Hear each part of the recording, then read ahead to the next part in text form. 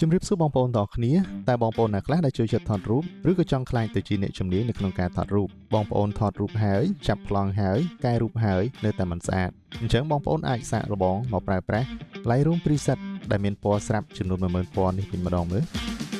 នៅក្នុងកញ្ចប់នេះគឺបងប្អូននឹងទទួលបានពណ៌ដែលមានជិត10000ពណ៌ហើយរៀបចំឡើងជាភាសាខ្មែរតាមបែបតាម style នៃការថតរូបលើសពីនោះបងប្អូនក៏ទទួលបានមេរៀននៅក្នុងការកែពណ៌ព្រមទាំងមេរៀននៅក្នុងការកែស្បែកឲ្យម៉ត់រលោងផងដែរ